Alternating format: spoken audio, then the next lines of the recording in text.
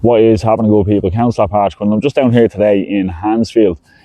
Got an email. Fingal County Council in association with Fault Housing is opening up a new development here that they've built. They say it's for older folks on the County Council's social housing list, so that will remain to be seen of who actually ends up in these places.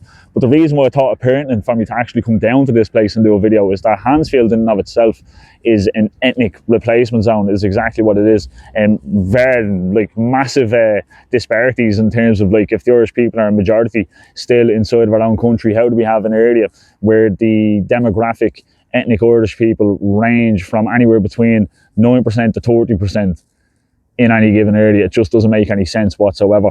And this is a systematic replacement of our people that is going on here in real time, in our generation. It's happening. All these places that are getting built are being populated by large quantities of foreign nationals.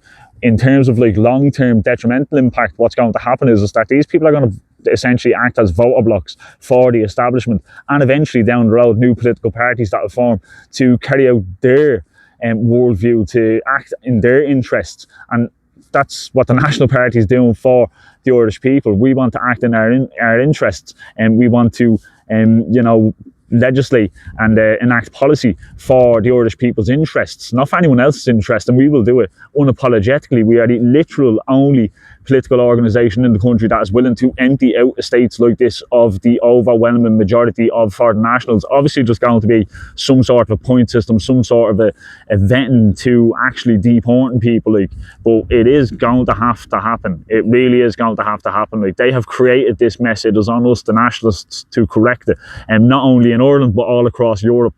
In terms of Hansfield as well, it's not a standalone case. You have the likes of Avondale just across the road. That is another estate that has large numbers of foreign nationals. Ongar, Town, large numbers of foreign nationals.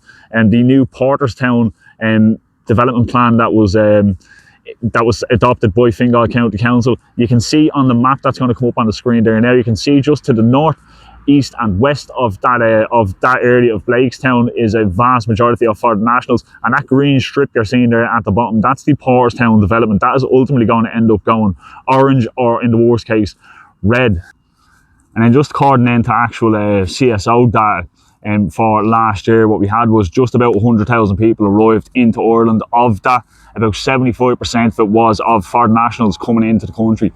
Totally unsustainable, completely and utterly unsustainable, and just furthers the case that this is just a replacement that's happening in real time in our life. As well then, on top of that, actual birth rate of Irish people, we're not having enough kids to even replace ourselves. So when it comes to building all these houses that we so desperately need, is it for the 18,000 of which 50% homeless people are foreign national in the country? Is it for people of my generation and people still living in their parents' back room and sometimes with kids and a partner? Or is it for foreign nationals who are arriving into the country? I would argue that it's for the latter, because the stats show us that, the data show us that when a new housing estate is built, it's overwhelmingly populated by foreign nationals. It's the same over in Adamstown, brand new development built there, 80% foreign nationals. The same over in Charlestown and Finglas, big massive development built there, and it's vast majority foreign nationals. Make no mistake about it, folks, this is a literal replacement that is happening in real time in our life, and it's on us. It's on the everyday Joe Soaps, the nationalists that still live out there, that still exist and will lay claim to Ireland, to advocate for just that, for social, cultural and economic policies that benefit the Irish people and the Irish people only. And that's why you will never see me standing over there with any of those people celebrating any of these developments being open, because ultimately they're being built and my people, our people, aren't getting them. Sad state of affairs.